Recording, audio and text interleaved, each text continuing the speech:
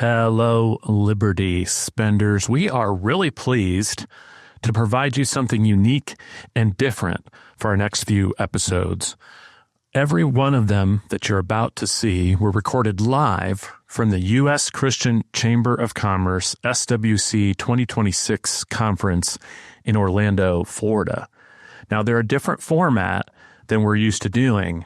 Instead of our long-form episodes that are often 45 minutes, we really only had about 10 to 15 minutes for each business owner or ministry person that we interviewed.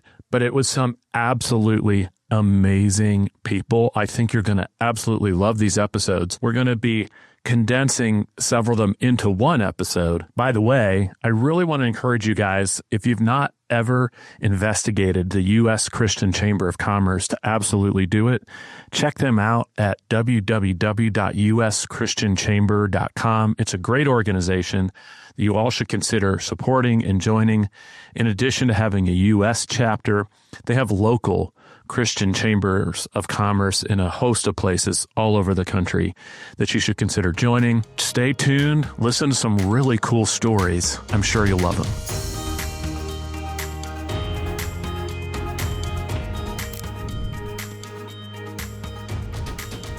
Hey, Liberty Spenders, we're coming at you live from the U.S. Christian Chamber of Commerce Conference, the SWC Conference, and I have with me Shae Bynes. She's the author of Grace and Grind and the Grace Effect is part of what she teaches. She's a kingdom-driven entrepreneur, author, and one of the most effective voices in helping Christian founders integrate faith and business. She's also, I learned recently, on the board. I am? The U.S. Christian Chamber of Commerce. So this is probably the culmination of months of work. Oh, yes. Lots and lots of months of work. Which is why you're in good mood, because it's... Because we're here. Yes. It's happening. Exactly. It actually happened. That's exactly right. But tell us a little bit about the Grace Effect, Grace and Grind, and how that integrates with business. What are you Sure. Well, talking first about? I'm going to say, because the book is called Grace Over Grind, which is important. Grace Over Grind. Yes, that's what Grace Over Grind. Yes, that's important. That's better? It's much better. That's why I made sure to say it. That's why, handwritten notes have some weaknesses. But Grace Over Grind, well, it's all good. More sense, right? Yeah, basically, I had an encounter with Jesus about 14 years ago where I learned about the power and all the gifts that come with keeping company with Jesus, the gifts of his grace as it pertains to business and all aspects of life. Right. And so as I began to really walk that out, then I began to mentor about it. Then 5 years later, I wrote a book about it. Another 5 years later, I wrote an extended version, and I'm still walking this out because there's always so much more to learn when you're walking things out with God. But it's all about a partnership with God in life and work. Yeah, I remember from one of our conversations before, you ended up writing sort of a Bible study around this that was on pray.com? It was on, it's still in YouVersion Bible app. It's a Bible reading plan. Yeah. Yes, and I was sharing with you that after I had that and several other Bible reading plans, and just by the grace of God, just one of them became on the number one list under the work category in YouVersion, which then brought a massive number of people into the message of Grace Over Grind, which I'm so grateful for. Yeah. Yeah. It's a testimony of the message in the book itself, actually. God's grace and providing. Yes, right, that's right. For your business. And I'm stealing a little bit, folks. I cheated. I've talked to her before. Yes. And I think one of the things that you talk about when you're discussing grace as it pertains to business is how to trust God's grace. Yes. And to get beyond the grind, right? That's right. Striving. And that's right. Yes. That's right. As a business owner, it almost feels like my natural state of affairs, right? For most business owners, yes. Working hard, I've got to hustle. Of course, that's what we've always been told, right? Yes. From day one. That's right. How does that feel differently? I think? Yeah. Because I learned business on being on team no sleep. And I'm like, no, this is not it. So Jesus flipped the script on me. So the thing is that the grind is excessive hard work. Of course we work diligently. We are working. Yeah. So we're not working. We're not expecting things to just always happen for us. We are working, but it's co-laboring with God. Right. So we get to partner with divine wisdom, not just our own wisdom, not just other people's wisdom that we get to borrow. We also get to tap into divine wisdom. We get the rest and the peace that comes with walking things out with the presence of God, with the wisdom of God, knowing that God is a source and everything else is a resource, not your clients, not, everyone else around you. God is a source. And that is, for a business owner to grab a hold of that for real, is game changing for a business owner. to walk this thing out with God and all the gifts that come with his grace. I remember writing that down. God is the source. Everything else is a resource. That's right. Yes. That's right. Copyright Shae Bynes. That I love best. Yes. You know, we're big on relationships here at Liberty Spenders. What role would you say proximity to the right people has played in your business and your growth? Really everything, because it has been God's divinely orchestrated relationships that have led to every significant assignment that I've done in business, especially since walking things out with God and being aware that this is a kingdom assignment. It's a kingdom driven thing. This is not just me out here doing business, right? It's doing business with God. And so since then, it really has been, I mean, Kingdom Driven Entrepreneur, which was started in 2012, was started from a collaboration. Two strangers that didn't know each other, that God divinely brought together to do that, right? Everyone on our team, it's like God divinely brought those people together, you know? Even some of the work that I'm doing now, post being CEO of Kingdom Driven Entrepreneur, God is orchestrating relationships there. So relationships is everything. Yeah. It's everything. And I love this year's theme for the conference. Yes. Yes, and. Because it took me a little bit to think, okay, how do I think about this theme? And I thought, you know, you maybe helped come up with the theme. I did it. Yeah. So what are you saying yes to right now? And what are you building next? That's a great question. So what I'm saying yes to is taking the message about grace at work, which I've been doing with Kingdom Driven Entrepreneurs for many, many years, and actually expanding that message into mixed faith audiences. So now I have the challenge and the goodness of being able to make sure that how I'm expressing myself is accessible, understandable, and really grabs hold of someone regardless of what their faith context is. And so I'm about 1 year into that journey. It's been pretty wild. And I know I'm just in the beginning of many, many years to go in this. So I'm still not 100% like comfortable, you know, doing it both ways. Because I have so many years of just walking this out with an audience of believers. But it's like with the reps, I'm getting more and more comfortable. Well, what's wonderful about truth is it's truth. It's truth. Right? That's right. Even if you talk about it a little different. Yes. Those principles work. That's right. You know, even for somebody who may not be familiar with concepts of faith. That's right. Or may not even know that what they're doing is something that is inspired by God and the way he wants the world to work. That's right. That's powerful. And you sort of alluded to this, and maybe this is a good excuse to tell that story a little more, but what decision or relationship would you say changed your trajectory the most? I would definitely say the one with Antonina in 2012 when I met her. It was a series of just people saying, you need to meet this person, and then, you know, we meet. And it was us meeting, and I knew God brought us together for a really specific reason, had no idea what it was.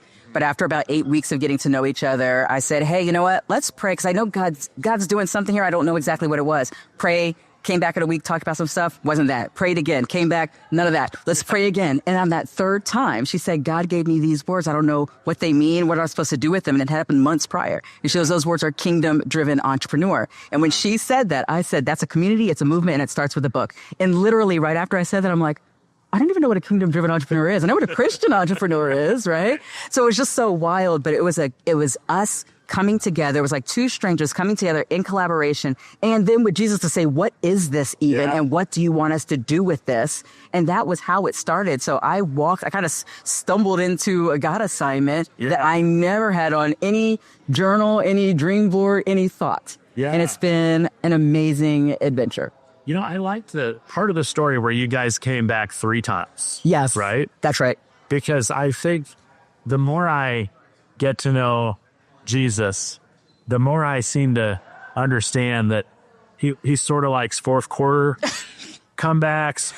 Right. You know, things don't come quick. Yes. You know, there's a need to be dependent. Yes. To be faithful and be patient, which isn't inherent to us humans, especially not me. Yes.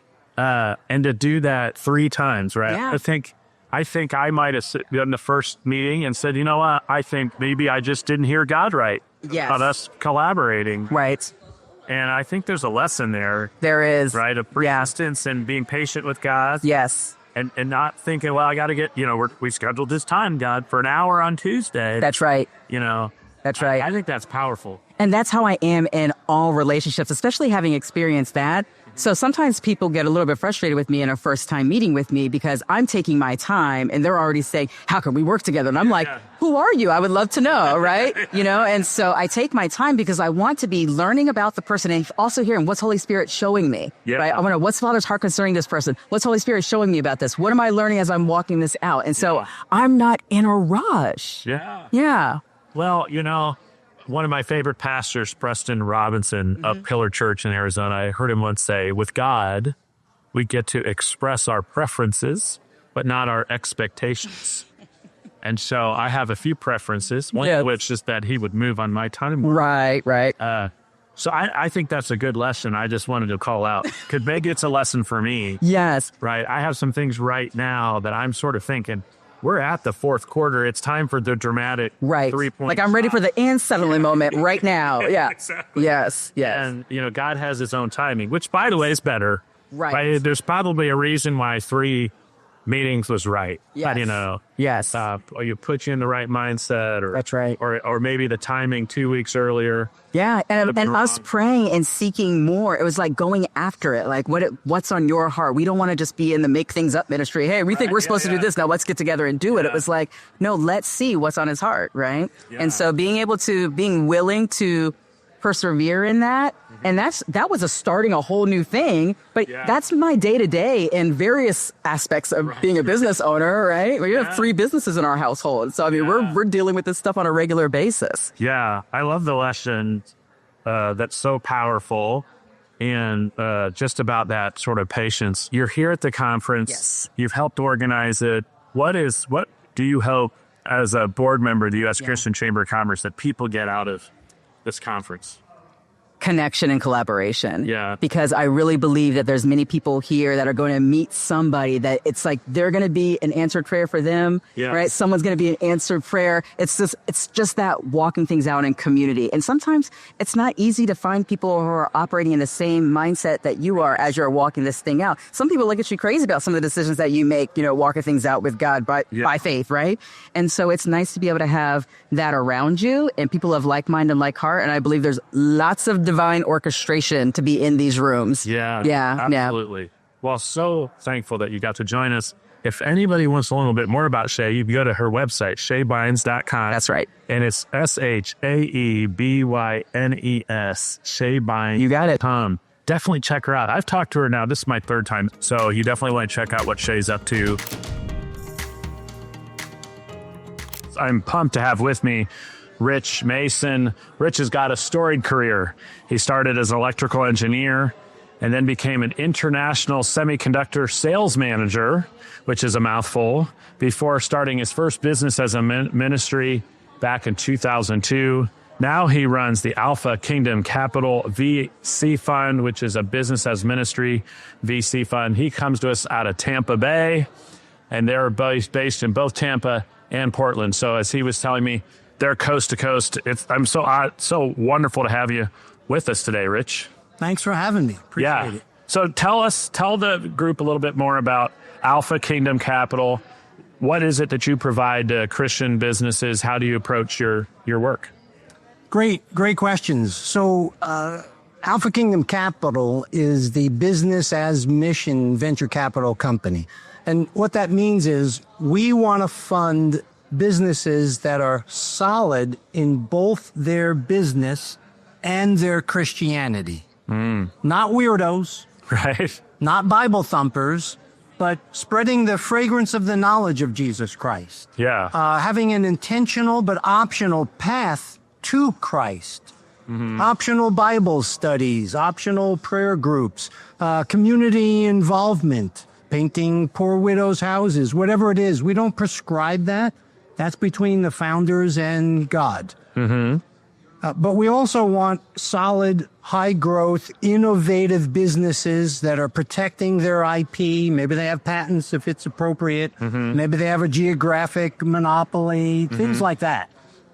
So they're solid in both. And usually when we find them, when they come to us, or we also have pitch events We have training. We actually, at this conference, we're announcing our incubation training. Oh, wow. How to go from I've got a good idea all the way to ready to begin to seek funding. There's about 15 steps we've identified in between there. Yeah. And sometimes companies come to us with about 8 or 9 of those, and they're not ready. Yeah. We can't fund them. We'll reject them. But now we have a way to not only say you need to go work on these areas, we can work on those areas with them. Yeah. So we have an incubation training, and we're announcing 2 new books coming out.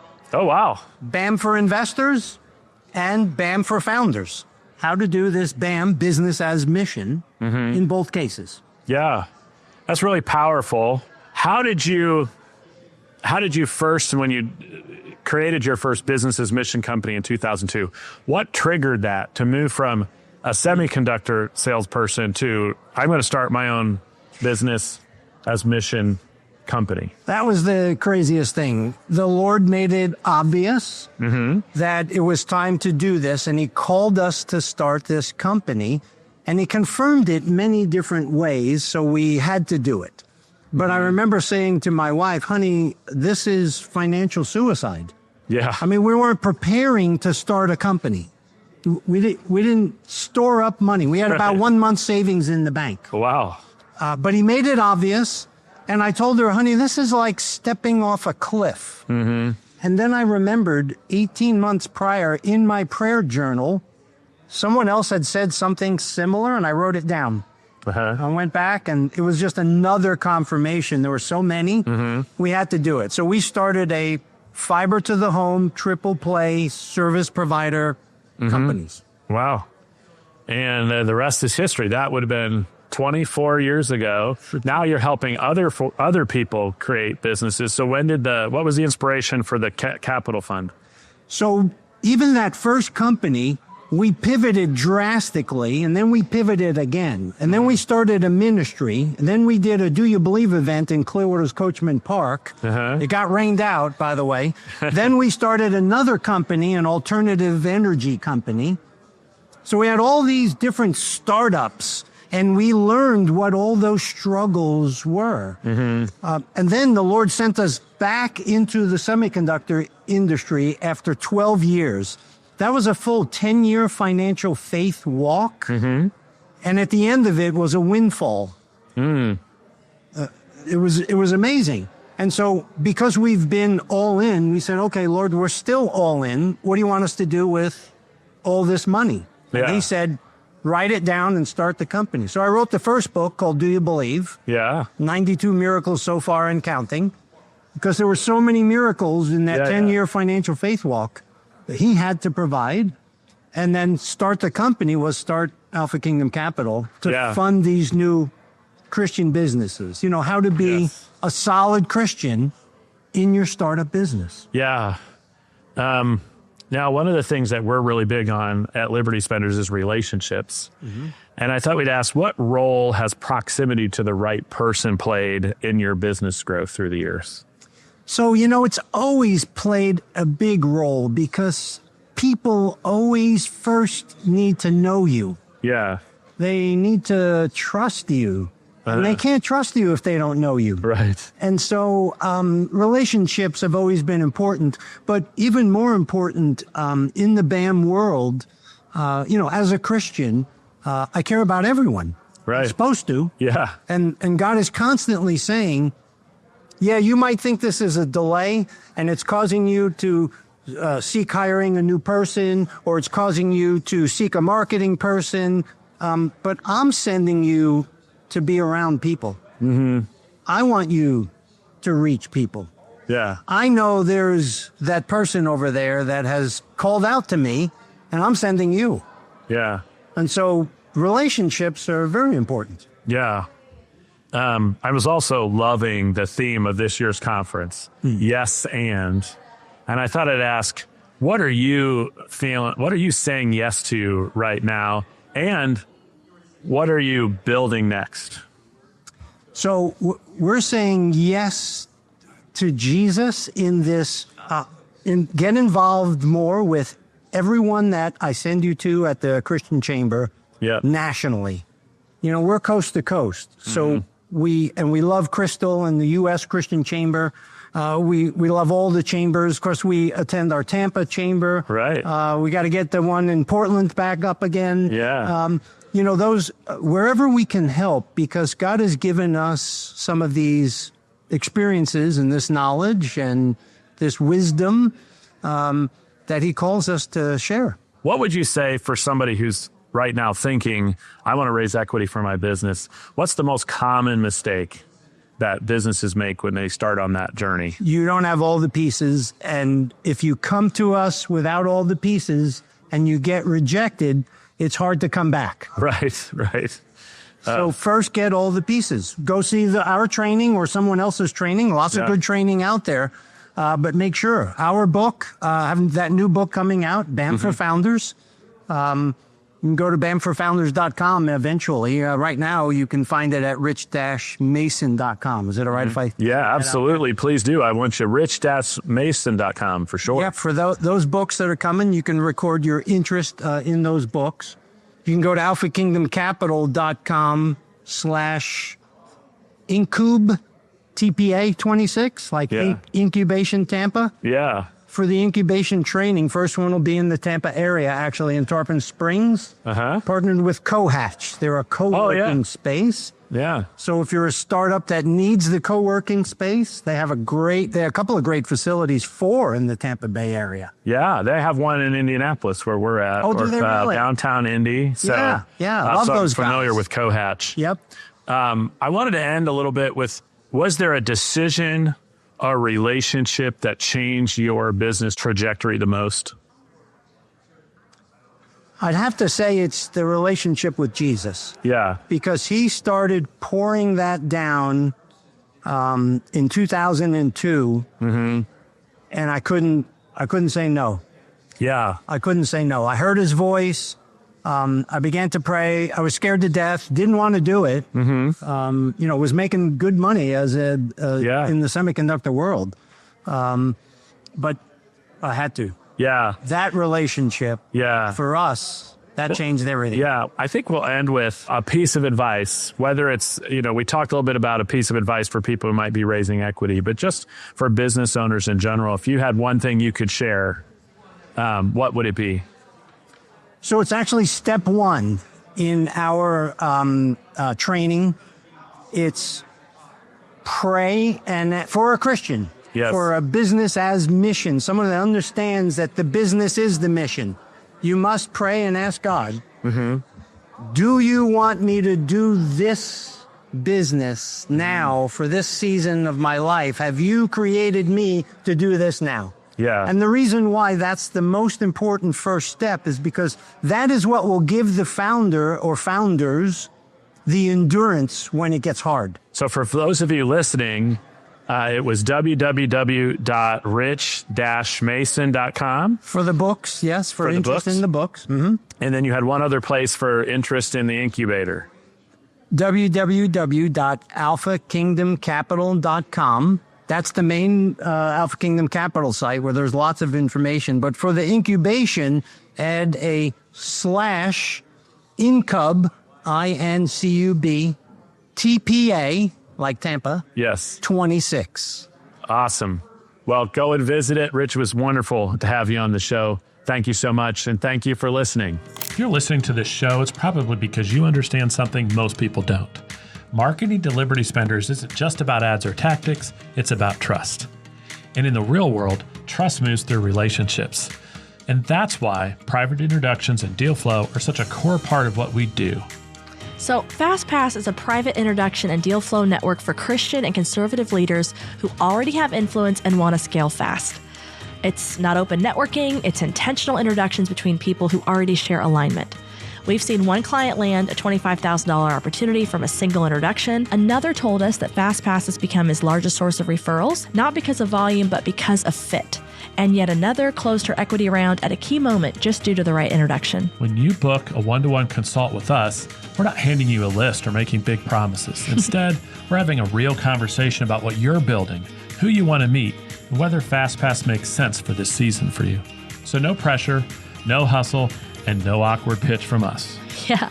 If you're ready to grow through relationships instead of forcing everything on your own, head to libertyspenders.com/FastPass and book a one-to-one consult with us. In worst case, you leave with clarity. Best case, the right introductions change the trajectory of what you're building. Okay, back to the episode.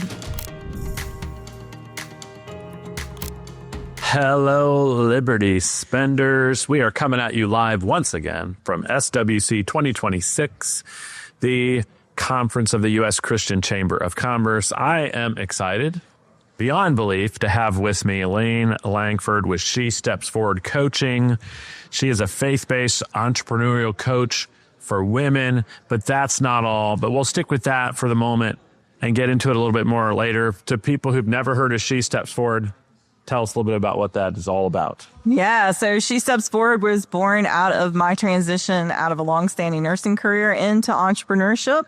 And I have found that women really need that strategic piece to get off the ground. And so I'm here to make sure that they don't become part of the 50 to 60% that fail in the first 5 years. So I love coaching those 0 to 3 year entrepreneurs.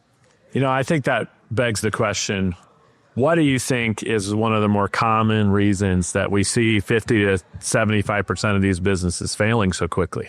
I think it's twofold. I think one is definitely financial. We come into this, we have to do a lot of bootstrapping. We may not have that educational money the way that we should. And so we get in too far and then we burn. But the other piece of it is just confidence, and making those right steps. Yes, and that's a difficult place to be when you've just started, right? Yes. You know, I think it's Tony Robbins I've heard. He's probably stealing it from somebody else, right? He says wisdom comes from failure, right? And that's not always that's the scariest way to learn, right? Yes. And when you're just starting, you're afraid of failure. You don't want to screw it up. You might feel like you're on the hair of your chinny chin chin. You're going to screw some stuff up in the process. You're going to take a wrong path. And you got to be willing to say, I found one more way not to do it. Exactly. And I think coming from my John Maxwell training, that's one thing John instills is that you're failing forward. And so when we get that concept and we know it's just the next step in the process, it becomes less scary. Yeah. So I know you also have some service work that you do. How has your work in service created opportunity for you as well? Absolutely. So as I've stepped forward and done what God's called me to do, he's opened up amazing doors. And one of the doors he opened up was for me to start working in Nairobi, Kenya with females there. And so we've been able to raise up Christian females in that space. And we do it through a conference and group coaching cohort process. And so I'm excited to be able to help our African sisters just like our American. Yeah. Now I know a little bit more about that story because I think it's a little bit of a crazy story, like how you ended up helping these women in Kenya, right? Because that's pretty random. Yeah, you live in Virginia, right? So how did that happen? So I started a conference called the She Steps Forward Conference, truly inspired by God to gather Christian women here in the States. Launched it in Virginia in 2019. And God, being the funny God that he is, somehow over the internet, this person in Kenya named Teresa found my conference and she reached out and she ended up coming over. And I met her that one weekend. It was magical. We just immediately locked. And she asked me toward the end of that if I would come to Nairobi. And so we got on WhatsApp and Zoom over the course of a year and we planned it out. And I landed in Nairobi, Kenya for the first time in February of 2020 before the whole world shut down. We did our first conference there and we had 60 ladies from 5 different African countries. Wow. And I was hooked. Yeah. So, I mean, that's just crazy. Everything about that is wild. How did you get 60? I stress about getting 20 people to a dinner. And I think I invited 120 people. You're finding 60 people in Africa. How did that happen? I really think it's a process of networking. Like when I was here in the States, I did almost 2 years worth of networking before I ever launched the conference. And we had about 60 women here. Teresa did a fantastic job of networking within her community before I reached there. And so it really was just a move of God. There's just no other way to explain it. But we have just continued to build on that momentum. And those real relationships that we make are what makes the difference. They become our ambassadors and they go out and they spread the word. Yeah. And they're so excited they bring all their friends later. So it's just been part of the process. And I think you're going there twice a year now, right? Yeah, just about. Which is pretty wild. So you you've got this thing going in Nairobi, and now you're She Steps Forward coaching. What are some of the characteristics maybe of the kinds of people that you work with? I know you said female entrepreneurs, but what other areas kind of are great indicators of, oh, this is the kind of person Elaine should be talking to? Yeah. So a lot of these women are what I would consider first generation entrepreneurs, or this is their first step into entrepreneurship. And it varies. There's people trying to develop ministries. There's people trying to just integrate their faith into their business. So for instance, Michelle that I work with is a real estate broker, and she wanted to give a better platform for real estate agents to learn the field. So she's integrating her faith and doing that. And so it's just been a lot of fun to see all the different areas that God's involved in the marketplace, and to help these women do just what they want to do. Yeah. So one of the coolest things about this conference is the yes and theme of it. So what is it that you're saying yes to right now, and what are you looking to build for the future? I am saying yes to expanding as far as he will take me. And so I am open to making She Steps Forward a national brand here in the United States, but also carrying it to other countries in Africa. Yeah, that's a big vision. Had you ever been to Africa before all of this? No, that was my first chance. Yeah. And what had happened is God had prepared me by sending me on missions trips to Nicaragua with a prior church. Yep. So I did missions in Nicaragua for about 9 years. So when he opened up this door to Kenya, I kind of already had some of the skills and things in place to go over there. Yeah. What decision or relationship would you say has changed your trajectory the most? Wow, that's a good question. I think I'm just have just decided to be very intentional, and I've had to get really ruthless, if we can say that.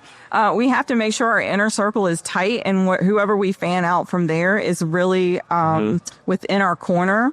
And I've just learned that if people are for you, then you need to bring them in. But if they are just kind of not really in that space, then it's okay to let them go. People come and go for seasons, I guess is the way to say it. Yes. And understanding the seasons that we're in and the people who are supposed to be our destiny helpers is key. Yeah. Well, and there's an element of just trusting that God will bring the right people into your life, which I think is key. Absolutely. Right? We put so much effort into striving for our own ends, and that's what creates all this tension, this feeling of scarcity. It's never going to come together. I'm not working hard enough. What's wrong with me? I'm not, you mentioned that about confidence, right? And that's what creates it. And we can just sort of let go because we know our God is doing something. He might have you in Kenya next month. Well, one of the things that we teach women is this is a God-sized dream, and he is asking us to step into it with him. It's not us asking God to step into our dream. It's us stepping into the vision he has for our life. And it's all about that part of it.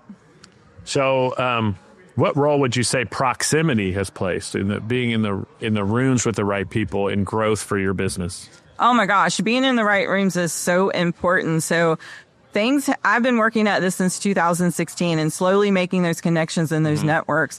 But in this last season, especially over the last 6 months, God has put me into some incredible rooms, and the network that's growing is just amazing. So one person ends up connecting me to 3 other people, and those 3 people end up connecting me to others. And it's really just about being present in that and trying to figure out how you can work together. So I can't even express enough how valuable networking is in an intentional sense. Yeah. And when you can find those partners, you need to do those collaborations. It makes a world of difference because we can't do this thing without other people. So get comfortable with getting uncomfortable and get in some rooms. Yeah. So what if you had just one message that you could deliver to female entrepreneurs, what would it be? I would love them to go in the Bible and meditate on Luke 1:45 that says, "Blessed is she who believed there be a fulfillment of what was spoken to her by the Lord." And also pair that with Deuteronomy 8:18 that he has given us the power to create wealth. When we put those two together, it is magic. And you can do it if you just step forward. Yeah, I love it. How can people find you? Where do they find you online if they want to learn more? Yeah, so they can go to shestepsforwardcoaching.com or shestepsforwardinternational.org. Yeah, awesome. It was wonderful to have you on, Elaine. Thank you. I have with me Jacob Dyke of Anchor Coaching. He is all about anchoring your business in Christ. He's coming at us from Lakeland, Florida, so you're not too far from No, not at all. from home. Tell us a little bit about Anchor Coaching and what you guys do. Yeah, absolutely. So my business, Anchor Coaching, is an executive coaching business. So I help Christian entrepreneurs with kind of the three major problems that you typically run into, which is isolation as a business leader, overwhelming workloads, so having too much on your plate and not enough time to do it. And then, how do I practically integrate my faith into work? What does that look like on a day-to-day basis? Mm-hmm. Yeah. So what would you say you mentioned those three challenges. Yeah. We've all been there, Yeah. right? As you coach business owners, what's the most common mistake you see with business owners? I think it's saying yes to everything. As business owners tend to, and it's really how they had to start. Oftentimes it's a one-person shop, and it's kind of like as you expand, you realize that you can't do everything, and so you start adding a few people, but you still hold on to a few legacy items that you really need to let go if you're going to prioritize your time and your what is the most important thing that's going to help you get to your long-term goals. Yeah. What is one thing that you tell business owners, even how to make that choice? What's important? Yeah, I think it starts with alignment to your long-term vision. And many times that's often inspired by God, but it's where is it that I am right now? Where is it that I want to go or want to be? And then really understanding the gap between the two. And then if you can, look at that gap, what needs to be true for this gap to be to no longer be here. Right. And you can prioritize one or two or three like major initiatives, and then from there that should inform your day-to-day schedule. That should inform like what activities am I working on right here and right now. And then it's creating the right accountability systems to make sure that you're actually working towards this goal. So who's holding you accountable, whether it's a person in your team or just having the right kind of technology that helps you get there.